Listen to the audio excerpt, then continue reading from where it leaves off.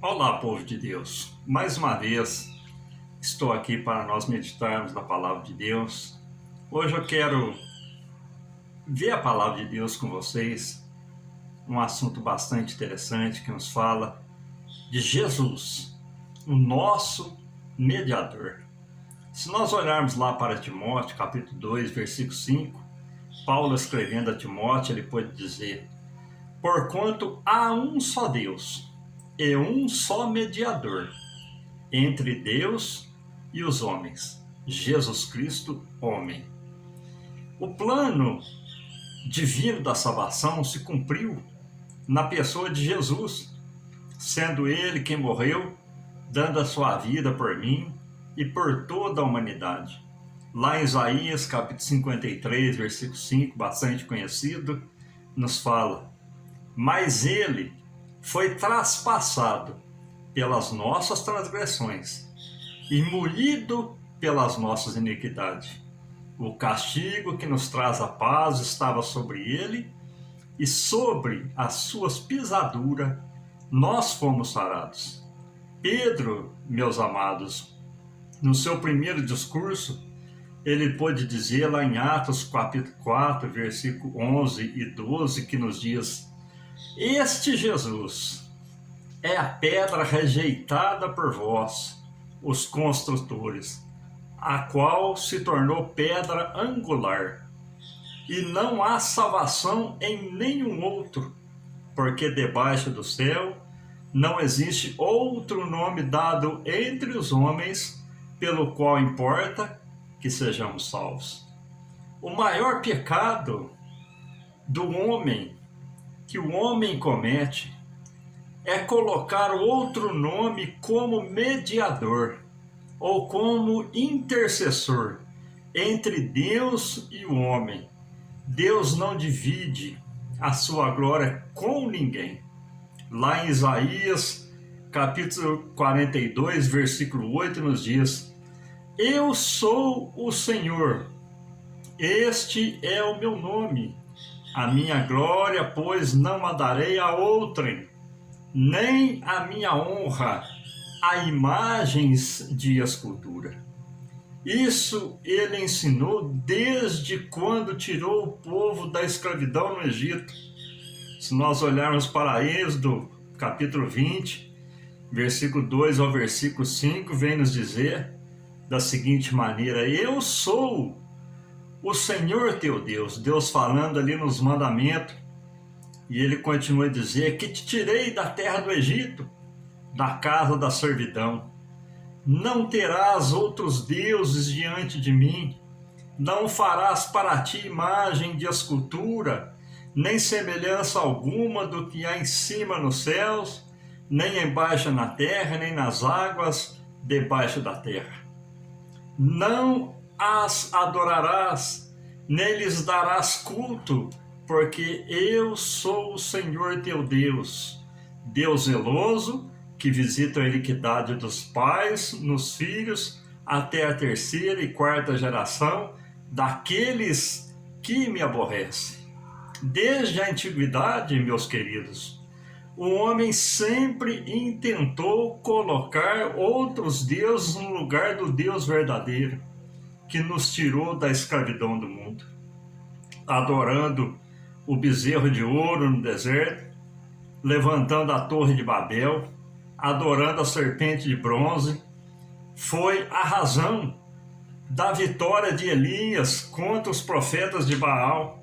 Deus já está virado com a atitude do rei Acabe e Jezabel, que deixaram de servir a Deus. Assim Deus está também irado com a humanidade atual, pelo mesmo motivo.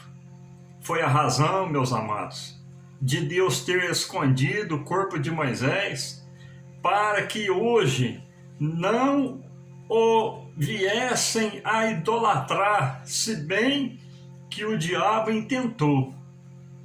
Se nós olharmos ali para Judas, quando ele contendeu com o anjo a respeito do corpo de Moisés, no versículo 8, nos dias, versículo 9, contudo, o arcanjo Miguel quando contendia com o diabo, disputava a respeito do corpo de Moisés.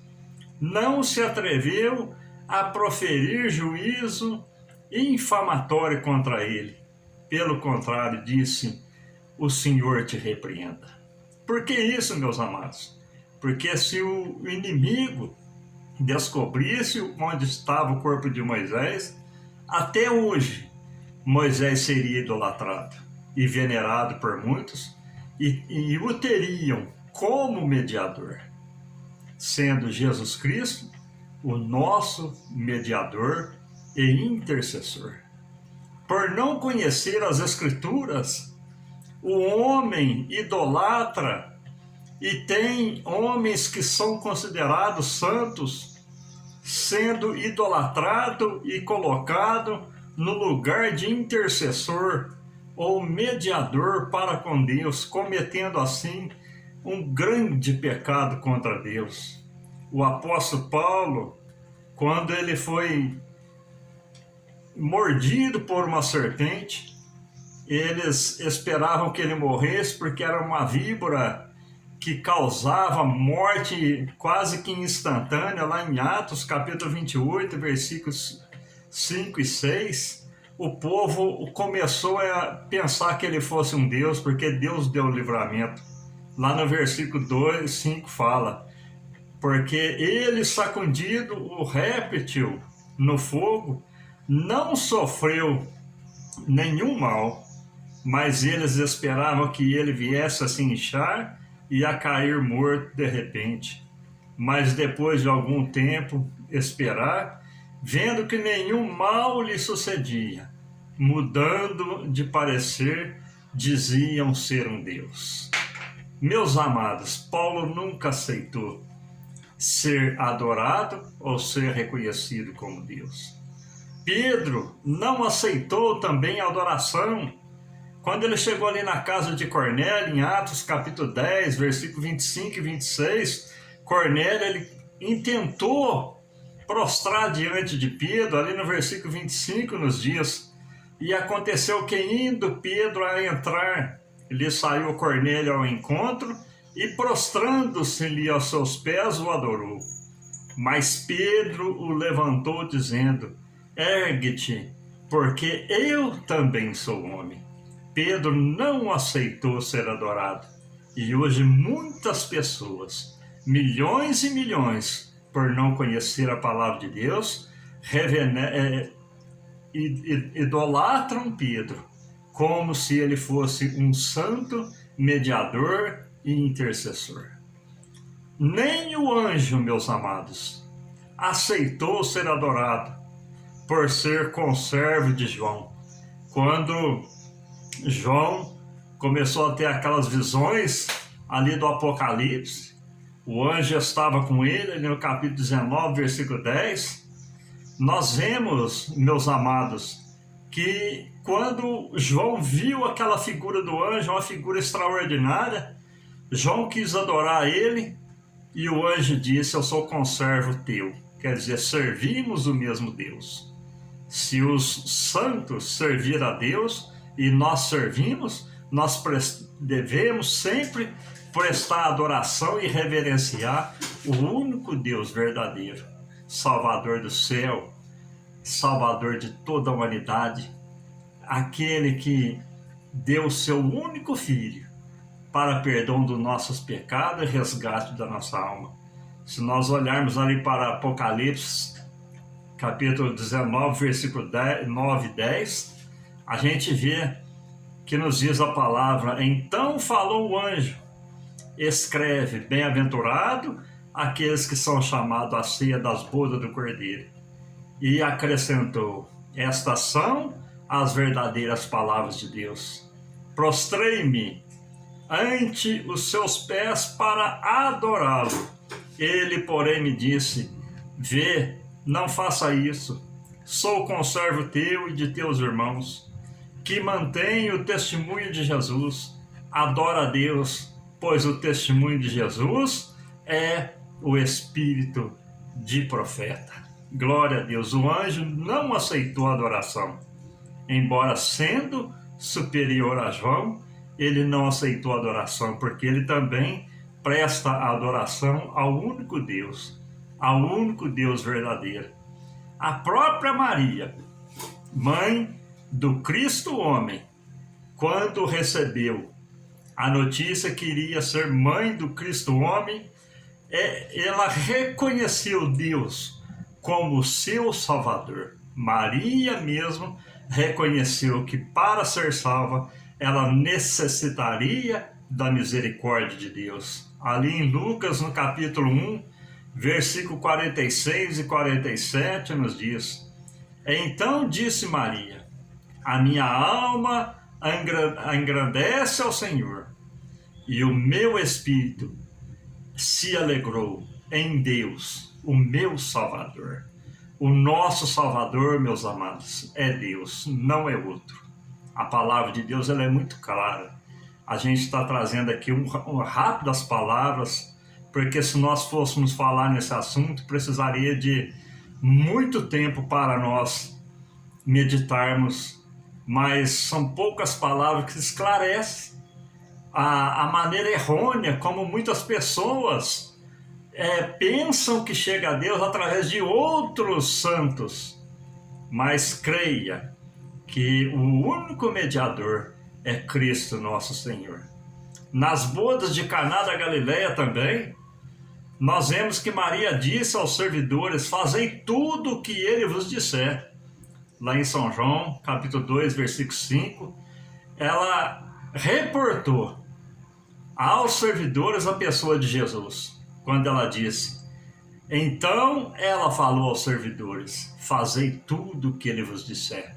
A nossa obediência, Maria reportou a quem? Ao Senhor Jesus. Glória a Deus. Não existe, meus amados, pecado maior em colocar outro Deus no lugar daquele que derramou a sua última gota de sangue pelos nossos pecados. Pedro, lá em 1 Pedro, capítulo 3, versículo 22, vem nos dizer a palavra: o qual, depois de ir para o céu, está à direita de Deus, ficando-lhe subordinado anjos, potestades e poderes.